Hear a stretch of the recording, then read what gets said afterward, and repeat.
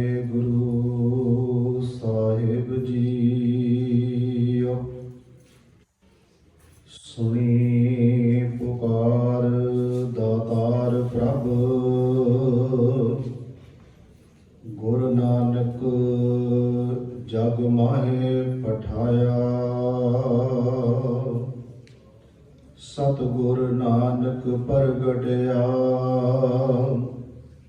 ਮਿਟੀ ਧੁੰਦ ਜਗ ਚਾਨਣ ਹੋਆ। ਜਿਉ ਕਰ ਸੂਰਜ ਨਿਕਲਿਆ, ਤਾਰੇ ਛਪੇ ਅੰਧੇਰ ਪਲੋਆ। ਧੰਨ ਵਾਹਿਗੁਰੂ ਸਾਹਿਬ ਜੀ, ਜੋ ਸੁਖ ਕੋ ਚਾਹੈ ਸਦਾ। ਸ਼ਰਨ ਰਾਮ ਕੀ ਲੇ,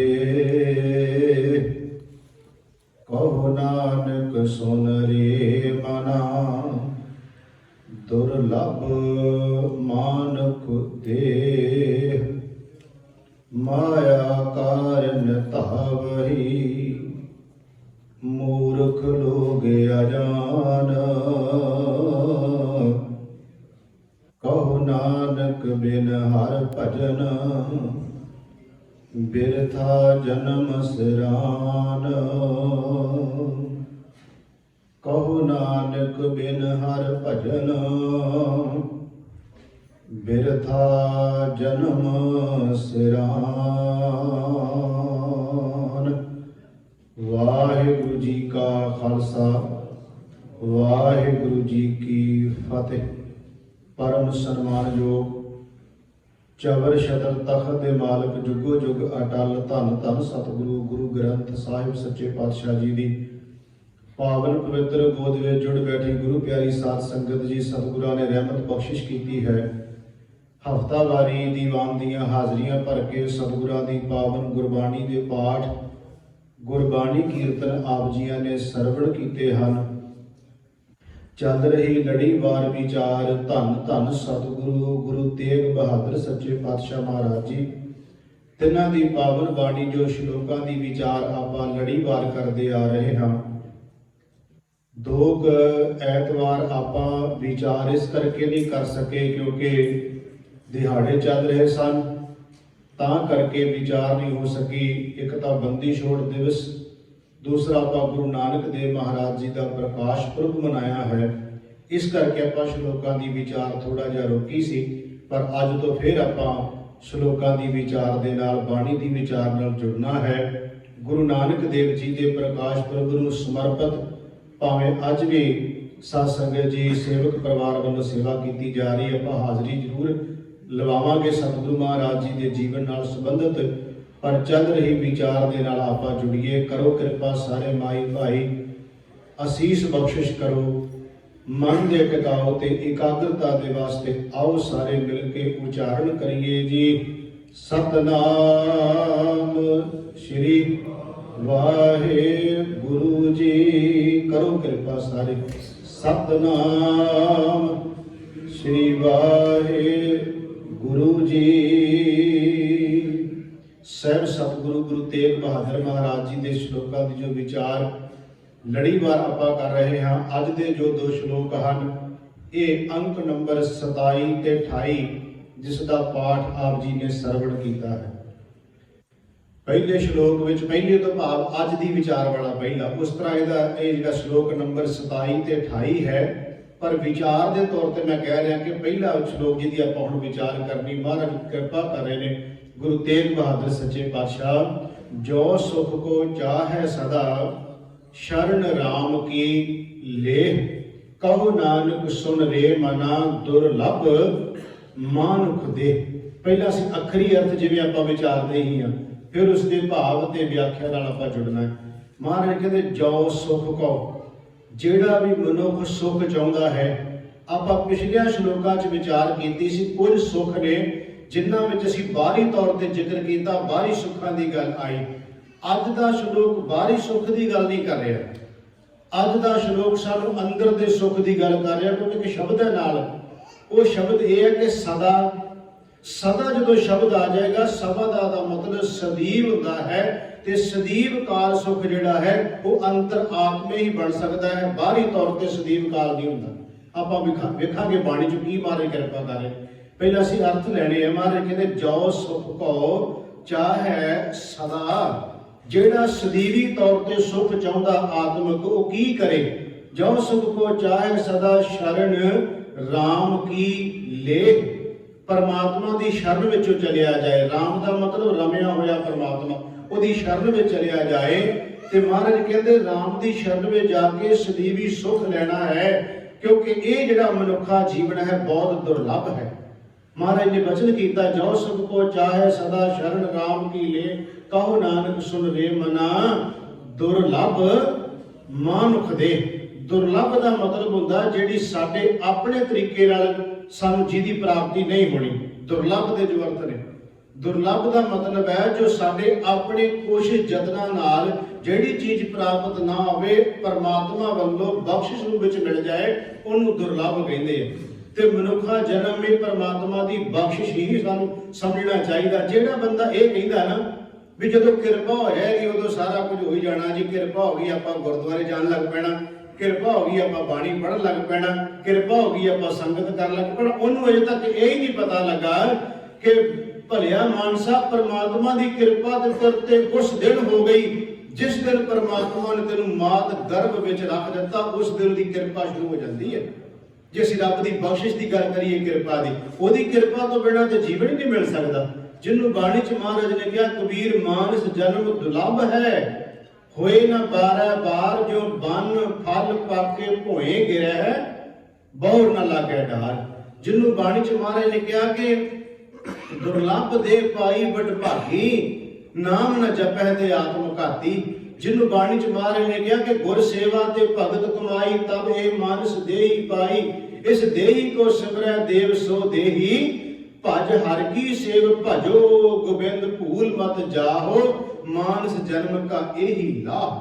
ਜਿਹਨੂੰ ਬਾਣੀ ਚ ਮਹਾਰਾਜ ਨੇ ਕਿਹਾ ਕਿ ਇਹ ਜਿਹੜਾ ਮਨੁੱਖਾ ਜੀਵਨ ਹੈ ਇਹ ਬੜਾ ਦੁਰਲਭ ਹੈ। ਮਹਾਰਾਜ ਇੱਥੇ ਬਚਨ ਕਰ ਰਹੇ ਨੇ ਕਿ ਤੂੰ ਪਰਮਾਤਮਾ ਦੀ ਸ਼ਰਨ ਚ ਜਾ, ਦੁਰਲਭ ਤੇਰਾ ਜੀਵਨ ਹੈ, ਪਰਮਾਤਮਾ ਨੂੰ ਦਿੱਤਾ ਤੇ ਤੂੰ ਸਦੀਵੀ ਸੁਖ ਪ੍ਰਾਪਤ ਕਰ ਸਕਦਾ ਹੈ।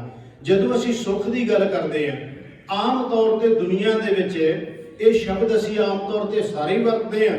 ਆਪਾਂ ਕਹਿੰਦੇ ਰੱਬ ਨੇ ਬੜਾ ਸੁੱਖ ਦਿੱਤਾ। ਤੁਸੀਂ ਪੁੱਛੋ ਕਿਸੇ ਬੰਦੇ ਨੂੰ ਵੀ ਕੀ ਹਾਲ ਚਾਲ ਹੈ ਜੀ, ਕਿੱਦਾਂ ਕਾਰੋਬਾਰ ਚੱਲਦਾ ਜੀ, ਕਹਿੰਦਾ ਬੜੀ ਕਿਰਪਾ, ਬੜਾ ਸੁੱਖ ਦਿੱਤਾ ਰੱਬ ਨੇ। ਤੇ ਉਸੇ ਬੰਦੇ ਨੂੰ ਮੁੜ ਕੇ 2-4 ਸਾਲਾਂ ਬਾਅਦ ਪੁੱਛਿਓ ਕਿ ਭਲਾ ਉਹ ਗੱਲ ਉਹ ਨਹੀਂ ਰਹੇਗੀ। 2-4 ਸਾਲਾਂ ਬਾਅਦ ਪੁੱਛਿਓ ਜੀ ਕੀ ਕਰੀਏ ਜੀ, ਟਰੱਕ ਵੀ 2-3 ਵੇਗੇ ਆ, ਕਾਰੋਬਾਰ ਥੋੜਾ ਜਿਹਾ ਡਾਊਨ ਹੋ ਗਿਆ, ਹੁਣ ਤੇ ਉਹ ਉਹ ਤੇ ਗੱਲ ਰਹੀ ਨਾ। ਉਹ ਜਿਹੜਾ 2-4 ਸਾਲ ਪਹਿਲਾਂ ਸੁੱਖ ਸੀ ਉਹ 2-4 ਸਾਲਾਂ ਬਾਅਦ ਖਤਮ ਕਿਉਂ ਹੋ ਗਿਆ? ਇਹਦਾ ਮਤਲਬ ਜਿਹੜਾ ਮਹਾਰਾਜ ਅੱਜ ਦਾ ਜ਼ਿਕਰ ਕਰ ਰਹੇ ਨੇ ਸਦੀਵੀ ਸੁਖ, ਉਹ ਸਦੀਵੀ ਉਹ ਹੈ ਜੇ ਤਾਂ ਤੱਤੀ ਤਵੀ ਮਿਲ ਗਈ ਤੇ ਤਾਂ ਵੀ ਕਹਿ ਦਿੱਤਾ ਕਿ ਤੇਰਾ ਕੀਆ ਮੀਠਾ ਲਾਗੇ ਹਰ ਨਾਮ ਪਦਾਰਥ ਨਾਨਕ ਮੰਗੈ।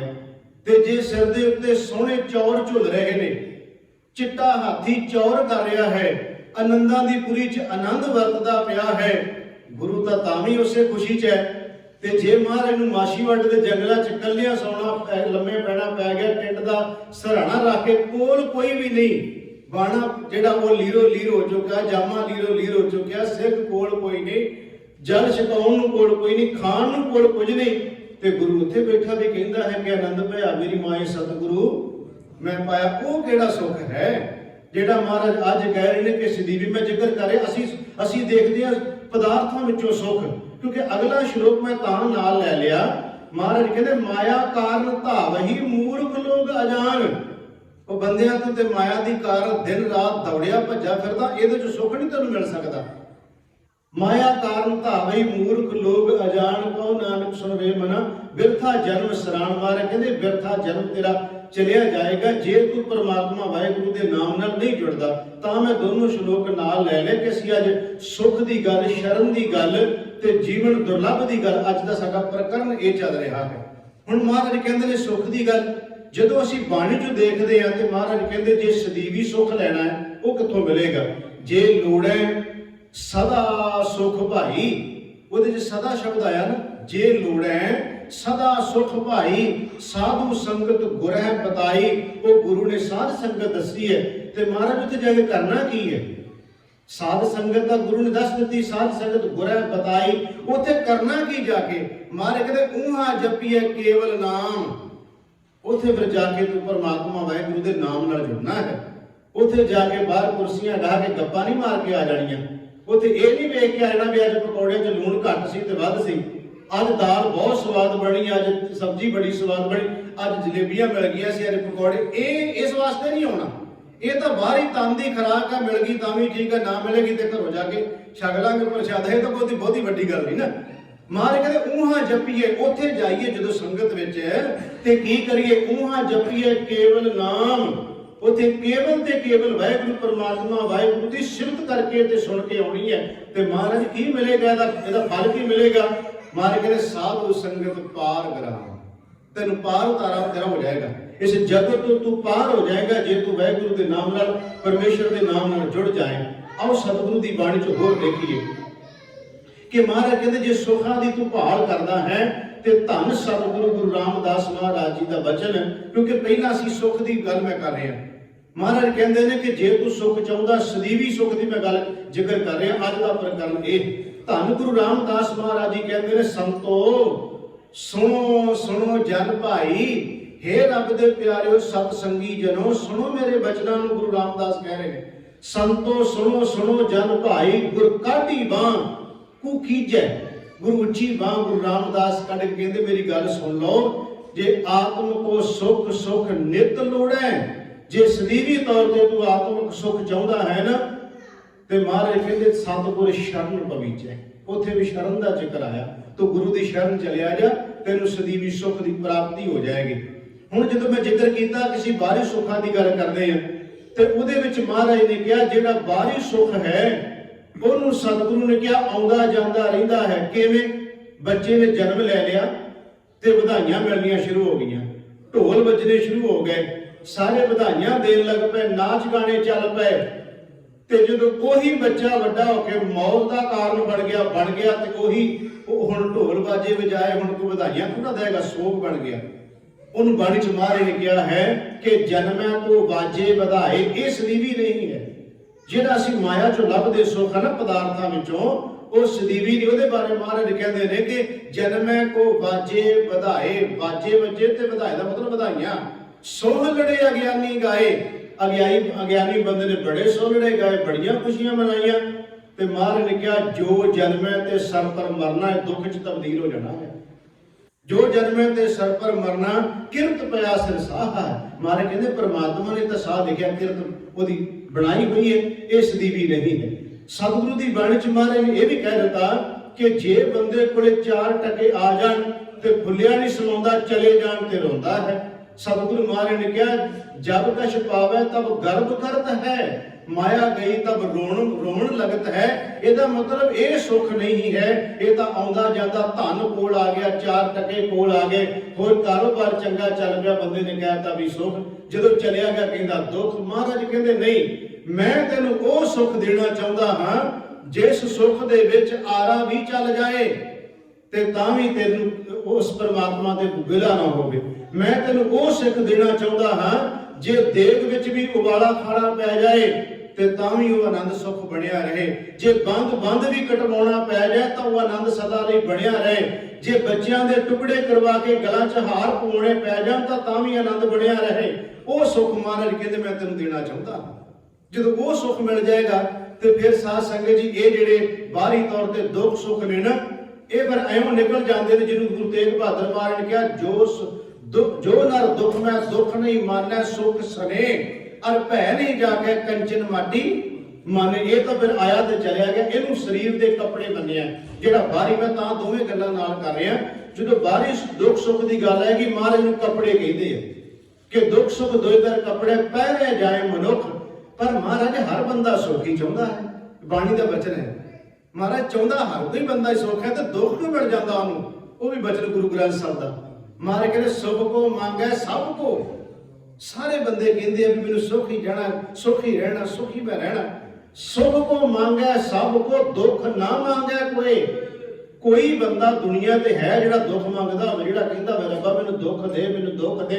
कोई बंदा अरदास दुखा नहीं थोड़ा करदा है। पर की कारण है कि सुख मंगदा ते दुख मिल जाता है। महाराज कहते सुख को मांगे सब को, दुख ना मांगे कोई। सुख है को दुख अगला। अगला का मतलब होता बहुत है। जिथे अगला शब्द आवे ना बाणी च, इसदा मतलब होता बहुत। महाराज कहते मंगिया सुख सी, मिल गया दुख, वो भी बहुत ज्यादा। कारण की बनिया, सुख को मांगे सब को, दुख न मांगे कोई।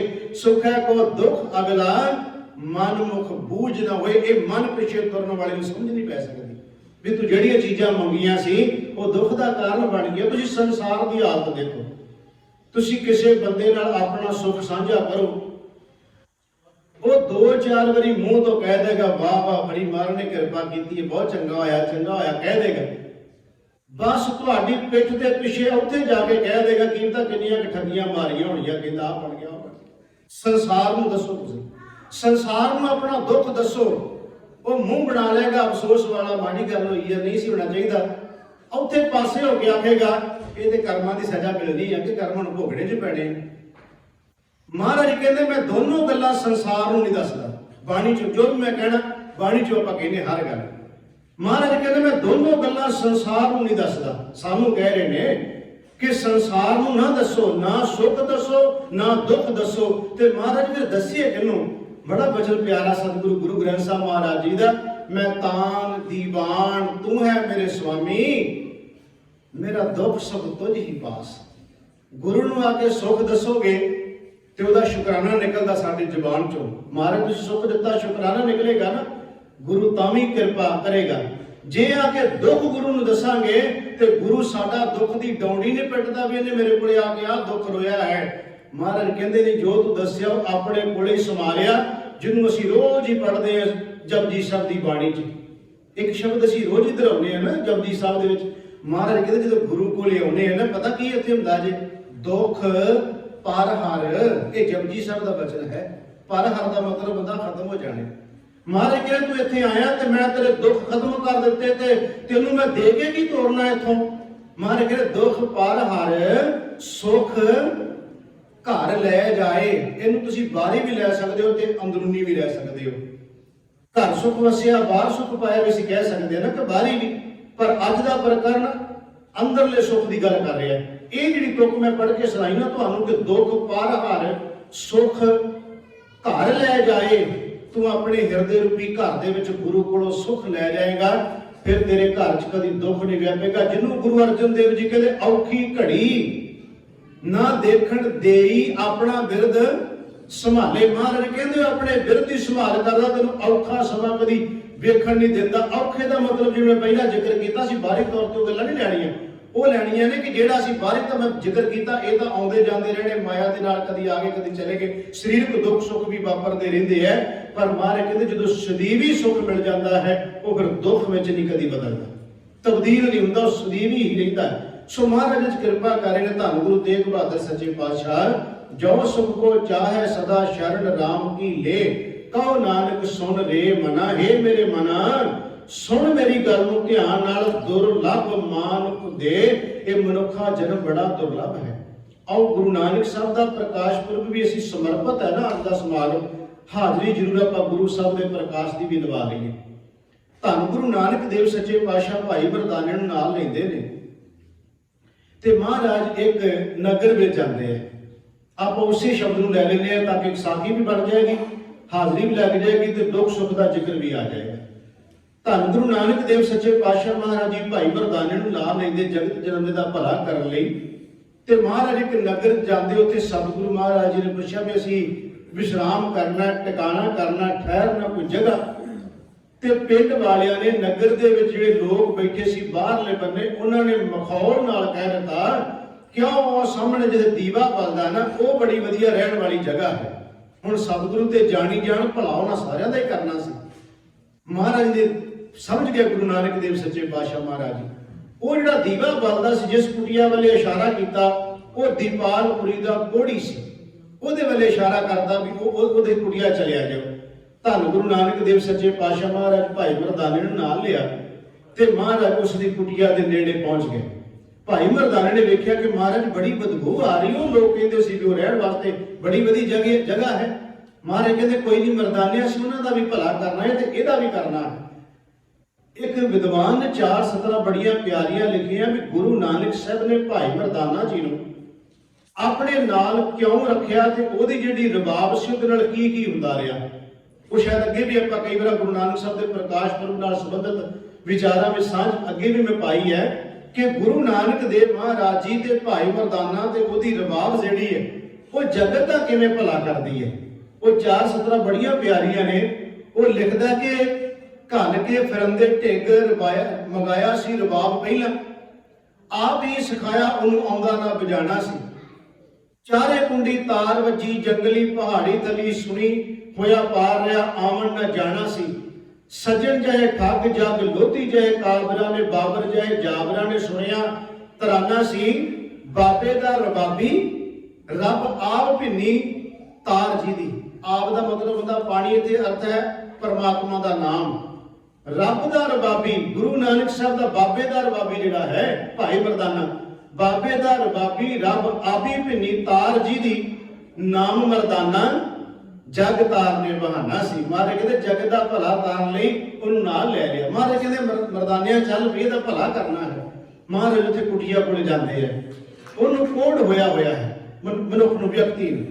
गुरु नानक देव सच्चे पातशाह महाराज जी ने देखिया, उत्थे फिर महाराज ने शब्द गायन किया, शब्द उच्चारण किया। वो शब्द है गुरु नानक देव महाराज जी का, जो विद्वान कहते कि उस कोड़ी का भला करने लई महाराज ने दस्सिया भी कारण की बनया इस दुख का, कि हुण जाएगा किवें। वो नाल प्रकर्म दे नाल भी गल जुड़ जाती है जो अपना अज चल रहा है।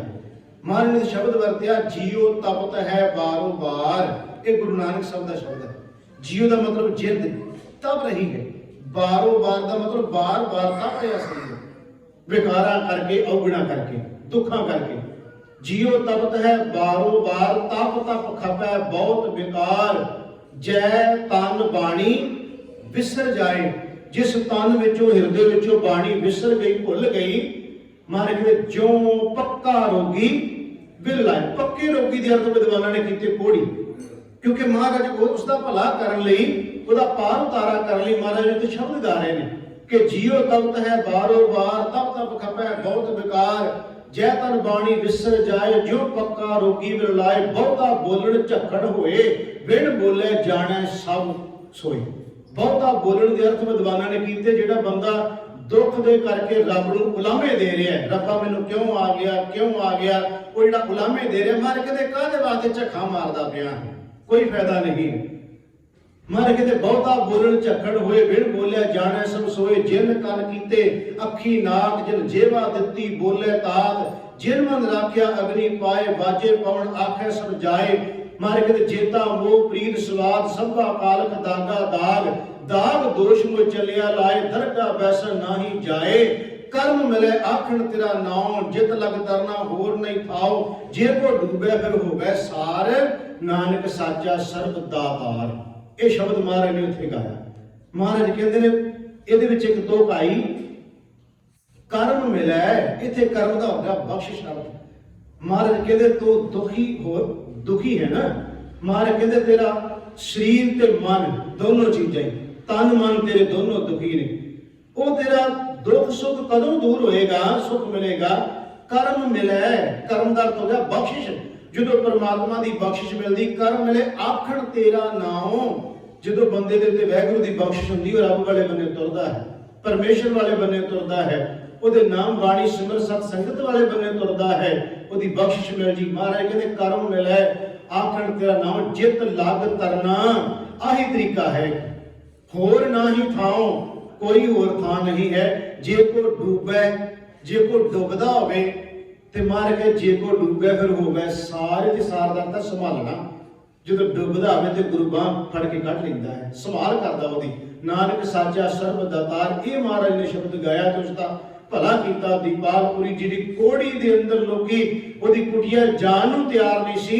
गुरु नानक साहब दे चरण पै गए ते गुरमुखों धर्मशाल च तब्दील हो गई, धर्मशाल बन गई। हो जेड़ा बंदा कोड़ी हाय हाय कुरला रहा सी, महाराज ने धर्म प्रचारक बना के उस इलाके विच उस ही नगर विच ਲੋਕਾਂ ਦਾ ਭਲਾ ਕਰਨ ਲਈ ਮਹਾਰਾਜ ਨੇ ਉੱਤੇ ਕਿਰਪਾ ਕਰਦੀ। ਜਿਹੜਾ ਆਪਣਾ ਭਲਾ ਲੋਚਦਾ ਸੀ ਨਾ ਵੀ ਮੈਂ ਦੁਖੀ ਹਾਏ ਹਾਏ ਕਰਦਾ ਕਰਲਾਉਂਦਾ ਸੀ, ਮਹਾਰਾਜ ਨੇ ਉਹਦਾ ਭਲਾ ਕਰਕੇ ਤਨ ਮਨ ਆਰੋਗ ਕਰਕੇ ਗੁਰੂ ਨਾਨਕ ਸਾਹਿਬ ਨੇ ਦੂਜਿਆਂ ਦਾ ਭਲਾ ਕਰਨ ਲਈ ਉਹਦੇ ਤੇ ਕਿਰਪਾ ਕਰਦੀ।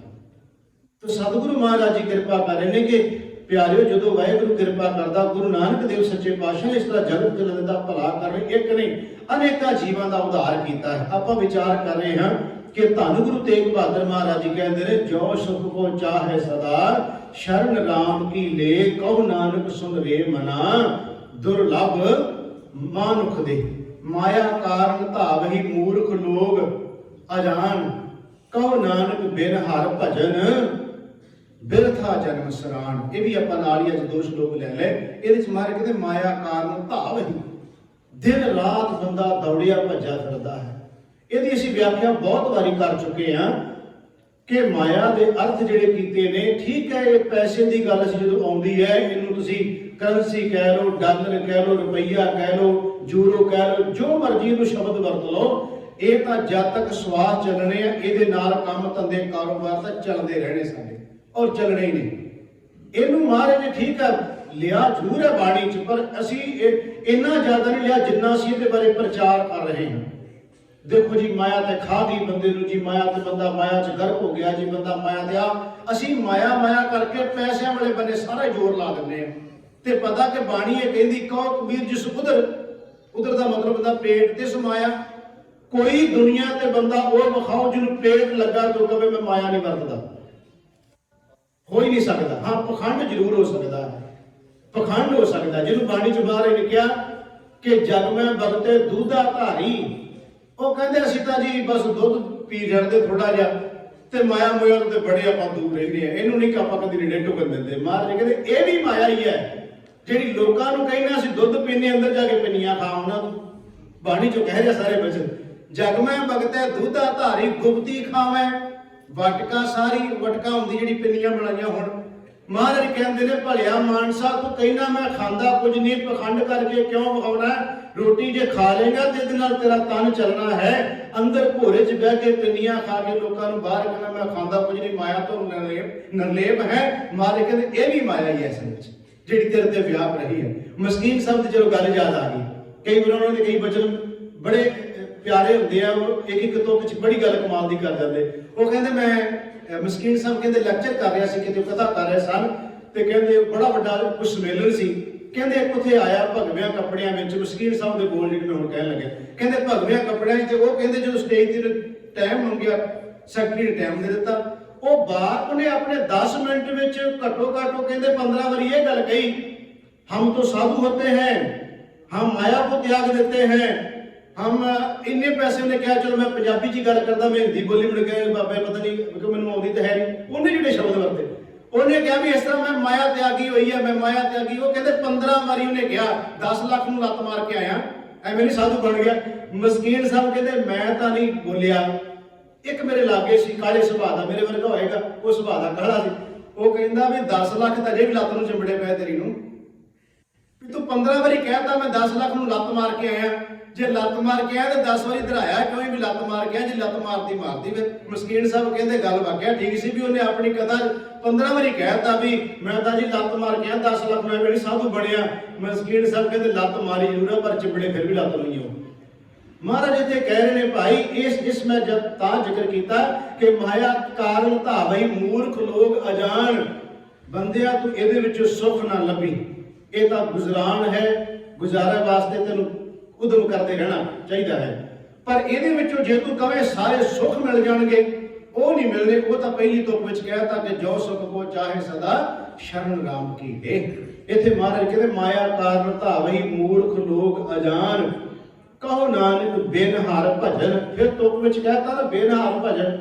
ਮਹਾਰਾਜ ਕਹਿੰਦੇ ਵਾਹਿਗੁਰੂ ਪਰਮਾਤਮਾ ਦੇ ਨਾਮ ਤੋਂ ਬਿਨਾਂ ਬਿਰਥਾ ਜਨਮ ਸਰਾਨ, ਤੁਰਿਆ ਜਾ ਰਿਹਾ, ਮੁੱਕਦਾ ਜਾ ਰਿਹਾ, ਖਤਮ ਹੁੰਦਾ ਜਾ ਰਿਹਾ।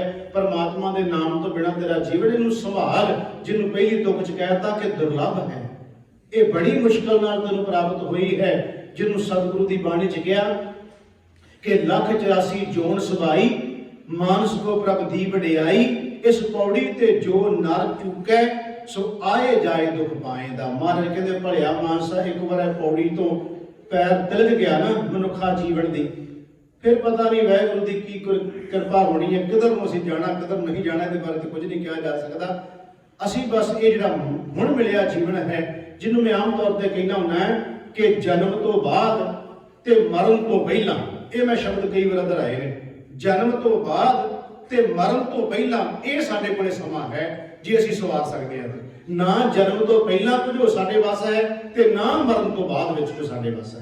ਇਹ ਵੱਖਰੀ ਗੱਲ ਹੈ ਕਿ ਮਰਨ ਤੋਂ ਬਾਅਦ ਦੀਆਂ ਕਹਾਣੀਆਂ ਬਣਾ ਕੇ ਜ਼ਰੂਰ ਸਾਨੂੰ ਠੱਗਿਆ ਜਾ ਰਿਹਾ ਹੈ, ਲੁੱਟਿਆ ਜਾ ਰਿਹਾ ਹੈ। ਅੱਜ ਜਦੋਂ ਸ਼ਰਾਧ ਦੇ ਦਿਨ ਆਉਂਦੇ ਆ ਨਾ, ਤੇ ਸਾਨੂੰ ਵੀ ਚਲੋ ਲੋਕੀ ਕਈ ਸੱਦ ਲੈਂਦੇ ਵੀ ਬਾਬਿਆਂ ਨੂੰ ਪ੍ਰਸ਼ਾਦਾ ਛਕਾਈਏ, ਉਹਨਾਂ ਨੂੰ ਪਤਾ ਹੁੰਦਾ ਸਿੱਧਾ ਤਾਂ ਨਹੀਂ ਕਹਿਣਗੇ ਵੀ ਸ਼ਰਾਧ ਖਵਾਉਣਾ, ਉਹ ਬਹਾਨੇ ਜੇ ਨਾ ਕਹਿਣਗੇ ਵੀ ਬਾਬਾ ਜੀ ਪ੍ਰਸ਼ਾਦਾ ਛਕਾਉਣਾ ਪੰਜਾਂ ਸਿੰਘਾਂ ਨੂੰ। ਤੇ ਜਦੋਂ ਉਹਨਾਂ ਦਿਨਾਂ 'ਚ ਛਕਾਉਣ ਤੇ ਪਤਾ ਸਾਨੂੰ ਲੱਗ ਜਾਂਦਾ ਵੀ ਇਸੇ ਸੰਬੰਧ 'ਚ ਹੀ ਅੱਗੋਂ ਪਿੱਛੋਂ ਚਲੋ ਪ੍ਰਸ਼ਾਦਾ ਕੋਈ ਛਕਾਵੇ, ਮਨਾ ਨਹੀਂ ਕੋਈ। ਤੇ ਜਦੋਂ ਉਹ ਦਿਨ ਚੱਲਦੇ ਉਦੋਂ ਮਨ 'ਚ ਉਸੇ ਵੇਲੇ ਆ ਜਾਂਦਾ ਵੀ ਇਹ ਅਰਦਾਸ ਤਾਂ ਨਹੀਂ ਕਰਾਉਣਗੇ, ਇਹ ਤਾਂ ਕਹਿਣਗੇ ਵੀ ਪੰਜਾਂ ਸਿੰਘਾਂ ਦਾ ਪ੍ਰਸ਼ਾਦਾ, ਪਰ ਅੰਦਰਲੀ ਭਾਵਨਾ ਉੱਥੇ ਖੜੀ ਹੈ ਕਿ ਜਿਹੜੇ ਵਡੇਰਿਆਂ ਦੇ ਜਿਹੜੇ ਮਰ ਚੁੱਕੇ ਉਹਨਾਂ ਦਾ ਪਿਤਰਾਂ ਪ੍ਰਤੀ ਸ਼ਰਾਧ ਹੈ। ਗੁਰੂ ਨਾਨਕ ਸਾਹਿਬ ਦਾ ਪ੍ਰਕਾਸ਼ ਮਨਾ ਰਹੇ ਤਾਂ ਮੈਂ ਜਿਹੜੀ ਵੀ ਗੱਲ ਕਹਿ ਰਿਹਾ, ਇੱਕ ਜਿਹੜਾ ਸ਼ਬਦ ਵਿਚਾਰ ਰਹੇ ਜਾਂ ਗੁਰੂ ਨਾਨਕ ਸਾਹਿਬ ਦੇ ਜੀਵਨ 'ਚੋਂ ਵੀ ਅੱਜ ਦਾ ਆਪਣਾ ਪ੍ਰਕਰਨ ਇਹ ਚੱਲ ਰਿਹਾ। ਇੱਕ ਕਹਿ ਕੇ ਫਿਰ ਸਮਾਪਤੀ ਕਰਨ ਲੱਗੇ ਆ, ਫਿਰ ਹਾਜ਼ਰੀ ਲਵਾ ਲਈਏ ਗੁਰੂ ਨਾਨਕ ਸਾਹਿਬ ਦੇ ਪ੍ਰਕਾਸ਼ ਪੁਰਬ ਦੀ। ਮਹਾਰਾਜ ਨੇ ਆਸਾ ਦੀ ਵਾਰ 'ਚ ਇੱਕ ਵਚਨ ਕੀਤਾ, ਜੇ ਅਸੀਂ ਇਹਨਾਂ ਕਰਮ ਕਾਂਡਾਂ 'ਚੋਂ ਨਿਕਲ ਸਕੀਏ, ਗੁਰੂ ਨਾਨਕ ਸਾਹਿਬ ਦੇ ਹਰ ਸਾਲ ਅਸੀਂ ਦਿਨ ਤਾਂ ਮਨਾਉਂਦੇ ਪਰ ਉਹਨਾਂ 'ਚੋਂ ਬਾਹਰ ਵੀ ਨਿਕਲੀਏ, ਕਰਮ ਕਾਂਡਾਂ ਜਿੱਚੋਂ ਮਹਾਰਾਜ ਕੱਢਿਆ ਹੈ। ਗੁਰੂ ਨਾਨਕ ਸਾਹਿਬ ਨੇ ਆਸਾ ਦੀ ਵਾਰ ਵਿੱਚ ਇੱਕ ਵਚਨ ਕਿਹਾ ਹੈ। ਮਹਾਰਾਜ ਕਹਿੰਦੇ ਚਲੋ ਜਿਹੜੇ ਲੋਕ ਇਹ ਮੰਨਦੇ ਨੇ ਨਾ ਵੀ ਜਦੋਂ ਕਿਸੇ ਨੂੰ ਪ੍ਰਸ਼ਾਦਾ ਪਾਣੀ ਛਕਾਓ ਤੇ ਉੱਪਰ ਚਲਿਆ ਜਾਂਦਾ, ਪਹੁੰਚ ਜਾਂਦਾ ਵਡੇਰਿਆਂ ਨੂੰ, ਉਹਦੇ 'ਚ ਮਹਾਰਾਜ ਨੇ ਇੱਕ ਇਉਂ ਕਹਿ ਲਓ ਵਿਅੰਗ ਦੱਸਿਆ। ਵਿਅੰਗ ਸ਼ਬਦ ਮਤਲਬ ਹੁੰਦਾ ਹੈ ਕਿ ਜਦ ਅਗਲੇ ਨੂੰ ਗੱਲ ਵੀ ਕਹਿ ਦੇਣੀ ਆਪਣੀ ਸਾਰੀ ਦੀ ਸਾਰੀ, ਪਰ ਉਹਨੂੰ ਵਿਅੰਗ ਨਾਲ ਕਹਿਣਾ, ਸਿੱਧਾ ਨਹੀਂ ਕਹਿਣਾ। ਮਤਲਬ ਜਿਵੇਂ ਅਸੀਂ ਆਮ ਤੌਰ ਤੇ ਕਹਿੰਦੇ ਮਜ਼ਾਕੀਆ ਵਿੱਚ ਗੱਲ ਕਰੀਏ, ਜਿਵੇਂ ਨਾਟਕ ਵਾਲੇ ਗੱਲ ਪੂਰੀ ਕਰ ਜਾਣਗੇ ਪਰ ਨਾਟਕੀ ਢੰਗ ਨਾਲ ਕਰ ਜਾਂਦੇ, ਅਗਲੇ ਖੁਸ਼ ਹੋ ਜਾਂਦੇ, ਗੱਲ ਵੀ ਆਪਣੀ ਪੂਰੀ ਕਰ ਜਾਂਦੇ। ਮਹਾਰਾਜ ਨੇ ਇਸ ਨੂੰ ਵਿਅੰਗ ਵਿੱਚ ਕਿਹਾ। ਮਹਾਰਾਜ ਕਹਿੰਦੇ ਮੰਨ ਲਓ ਜਿਹੜੇ ਲੋਕੀ ਇਹ ਸਮਝਦੇ ਆ ਵੀ ਇੱਥੇ ਖਵਾਇਆ ਉੱਥੇ ਪਹੁੰਚ ਜਾਂਦਾ ਹੈ, ਮਹਾਰਾਜ ਕਹਿੰਦੇ ਇੱਕ ਹੋਵੇ ਚੋਰ ਤੇ ਉਹ ਕਿਸੇ ਦਾ ਘਰ ਚੋਰੀ ਕਰਕੇ ਲੁੱਟ ਕੇ ਲਿਆਵੇ ਚੀਜ਼ਾਂ, ਦੂਜੇ ਦੇ ਘਰ ਚੋਂ ਉਹਨੇ ਦਾਲ ਲੈ ਆਂਦੀ, ਉਹਦੇ ਘਰ ਚੋਂ ਆਟਾ ਲੈ ਆਂਦਾ, ਉਹਦੇ ਘਰ ਚੋਂ ਖੰਡ ਲੈ ਆਂਦੀ, ਸਾਰਾ ਸਮਾਨ ਉਹਦੇ ਦੂਜੇ ਦੇ ਘਰ ਚੋਂ ਲਿਆਂਦਾ ਚੁੱਕ ਕੇ, ਉਹਨੇ ਆਪਣੇ ਘਰੇ ਲਿਆ ਕੇ ਤੇ ਉਹਦੀ ਸਾਰਾ ਕੁਝ ਬਣਾ ਲਿਆ, ਪੂੜੀਆਂ ਵੀ ਕੱਢ ਲਏ, ਖੀਰ ਵੀ ਬਣਾ ਲਈ, ਚੌਲ ਵੀ ਬਣਾ ਲਏ, ਦੁੱਧ ਵੀ ਬਣਾ ਲਿਆ, ਸਭ ਕੁਝ ਤਿਆਰ ਕਰ ਲਿਆ। ਉਹਨੇ ਫਿਰ ਸੱਦ ਲਿਆ ਕਿਸੇ ਨੂੰ ਵੀ ਆਓ ਜੀ, ਪੰਡਤ ਨੂੰ ਬ੍ਰਾਹਮਣ ਨੂੰ ਵੀ ਆਓ ਜੀ, ਸਾਡੇ ਘਰੇ ਸ਼ਰਾਧ ਹੈ, ਤੁਸੀਂ ਛਕੋ। ਮਹਾਰਾਜ ਕਹਿੰਦੇ ਉਹ ਚਲਿਆ ਗਿਆ ਛਕਣ ਵਾਸਤੇ। ਗੁਰੂ ਨਾਨਕ ਦੇਵ ਜੀ ਕਹਿੰਦੇ ਨੇ ਉਸ ਬੰਦੇ ਨੇ ਕੀ ਕੀਤਾ ਭਲਾ? ਚੋਰੀ ਕੀਤਾ ਹੋਇਆ ਸਮਾਨ ਮਾਲ ਸਾਰਾ ਬਣਾਇਆ, ਜੋ ਜਿਹਨੂੰ ਖਵਾਇਆ ਉਹਨੇ ਉੱਪਰ ਪਹੁੰਚਾਤਾ। ਜਦੋਂ ਉੱਪਰ ਪਹੁੰਚ ਗਿਆ ਤੇ ਜਿਹੜੇ ਉੱਤੇ ਜਿਨ੍ਹਾਂ ਦੇ ਘਰੋਂ ਚੋਰੀ ਹੋਇਆ ਸੀ ਉਹ ਵੀ ਉੱਥੇ ਬੈਠੇ ਸੀ। ਇਹ ਵਿਅੰਗ 'ਚ ਕਹਿ ਰਹੇ ਮਹਾਰਾਜ, ਮਹਾਰਾਜ ਨੇ ਉੱਥੇ ਬੈਠੇ ਸੀ ਉਹ ਵੀ।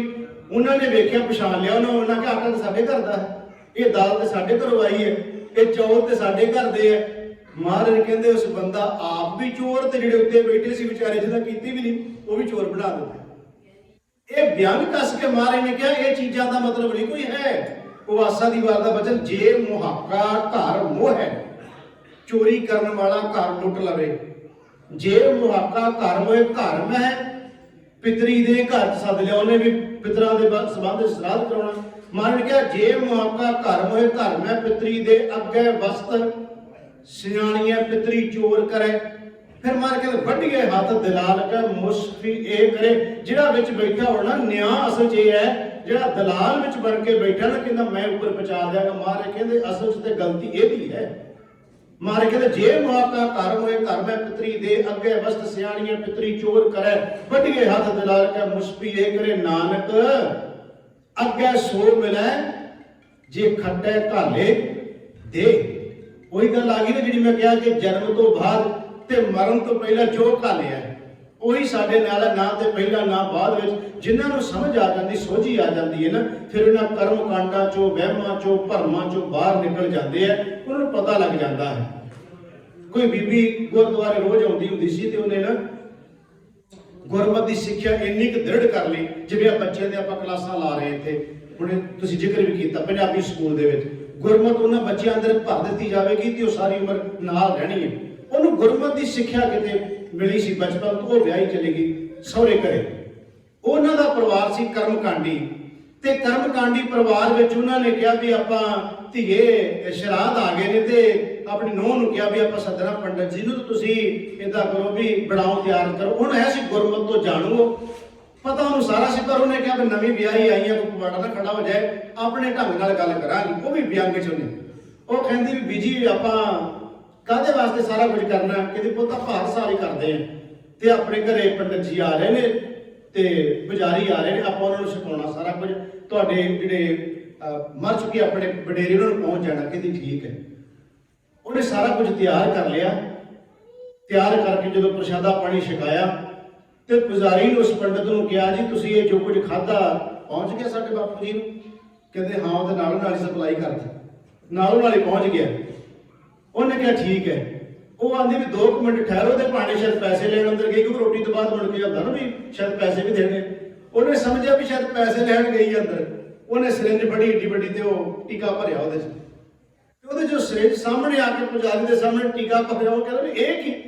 ਕਹਿੰਦੀ ਵੀ ਬਾਪੂ ਜੀ ਨੂੰ ਸ਼ੂਗਰ ਬਹੁਤ ਸੀ, ਜਿੰਨਾ ਤੁਸੀਂ ਖਾ ਗਏ ਹੋ ਤੇ ਇੰਨੀ ਵੱਧ ਗਈ ਹੋਣੀ ਹੈ, ਤੇ ਹੁਣ ਜੇ ਰੋਟੀ ਤੇ ਸਾਗ ਤੇ ਅੱਜ ਜਿੰਨਾ ਕੁਝ ਬਣਾਇਆ, ਖੀਰਾਂ ਬਣਾਈਆਂ, ਇਹ ਪਹੁੰਚ ਸਕਦੀਆਂ ਤੇ ਬਾਪੂ ਨੂੰ ਫਿਰ ਟੀਕਾ ਵੀ ਪਹੁੰਚਾ ਦਿਓ, ਕਿਉਂਕਿ ਸ਼ੂਗਰ ਬੜੀ। ਉਹ ਪੰਡਤ ਜੀ ਅੱਗੇ ਅੱਗੇ ਤੇ ਬੀਬੀ ਮਗਰ। ਉਹਨੇ ਉਸ ਤੋਂ ਬਾਅਦ ਗਿਆ ਆਪਣੀ ਘਰ ਪਰਿਵਾਰ ਨੂੰ, ਸੱਸ ਨੂੰ, ਪਤੀ ਨੂੰ, ਬਾਕੀ ਪਰਿਵਾਰ ਨੂੰ, ਉਹਨੇ ਕਿਹਾ ਬੀਜੀ ਇਹ ਪਖੰਡ ਹੁੰਦਾ ਸਾਰਾ ਕੁਝ, ਆਪਾਂ ਰੋਜ਼ ਗੁਰਦੁਆਰੇ ਜਾਂਦੇ ਆ, ਸੁਣਦੇ ਆ। ਉਹਦੀ ਗੱਲ ਸਮਝ ਆ ਗਈ ਦੂਜੇ ਪਰਿਵਾਰ ਦੇ ਵੀ, ਤੇ ਮੰਨ ਲਈ ਉਹਨਾਂ ਨੇ ਵੀ ਸਾਡੀ ਧੀ ਨੇ ਚੰਗੀ ਗੱਲ ਦੱਸੀ। ਹੁਣ ਕੋਈ ਇਹ ਨਾ ਪੁੱਛਣ ਬਹਿ ਜਾਵੇ ਕਿਹੜੇ ਪਿੰਡ ਦੀ ਗੱਲ ਸੀ।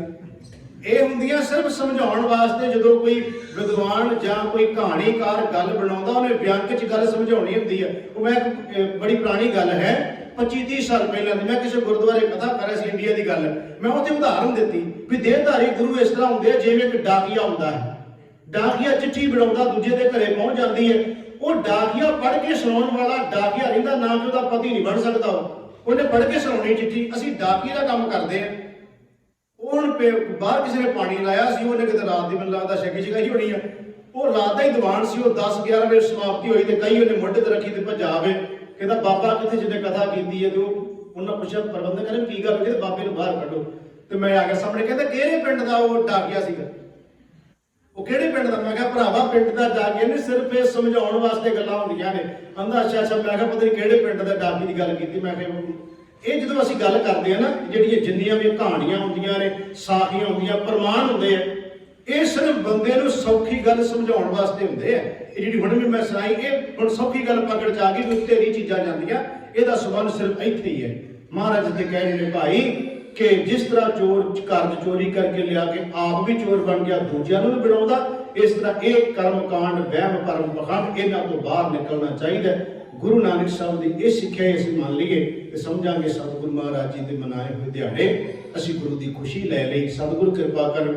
ਗਰੀਬ ਨਿਵਾਸ ਸੱਚੇ ਪਾਤਸ਼ਾਹ ਮਹਾਰਾਜ ਜੀ 2 ਸ਼ਲੋਕਾਂ ਦੀ ਆਪਾਂ ਵਿਚਾਰ ਕੀਤੀ। ਨਾਲ ਗੁਰੂ ਨਾਨਕ ਸਾਹਿਬ ਮਹਾਰਾਜ ਜੀ ਦੇ ਪ੍ਰਕਾਸ਼ ਪੁਰਬ ਨੂੰ ਜੋ ਸਮਰਪਣ ਦਿਨ ਸੀ, ਉਸ ਦੀ ਆਪਾਂ ਹਾਜ਼ਰੀ ਲਵਾਈ ਹੈ। ਆਪ ਸਾਰੀ ਸੰਗਤ ਦਾ ਬਹੁਤ ਬਹੁਤ ਧੰਨਵਾਦ, ਜਿਨ੍ਹਾਂ ਨੇ ਗੁਰੂ ਚਰਨਾਂ 'ਚ ਬੈਠ ਕੇ ਸਤਿਗੁਰੂ ਦੀ ਸਿਫਤ ਸਲਾਹ ਸਰਵਣ ਕੀਤੀ ਹੈ। ਆਓ ਸਾਧ ਸੰਗਤ 6 ਪੌੜੀਆਂ ਆਨੰਦ ਸਾਹਿਬ ਦਾ ਪਾਠ ਕਰਕੇ ਉਪਰੰਤ ਗੁਰੂ ਚਰਨਾਂ 'ਚ ਅਰਦਾਸ ਹੋਵੇਗੀ। ਭੁੱਲ ਚੁੱਕ ਦੀ ਖਿਮਾ। ਵਾਹਿਗੁਰੂ ਜੀ ਕਾ ਖਾਲਸਾ, ਵਾਹਿਗੁਰੂ ਜੀ ਕੀ ਫਤਿਹ।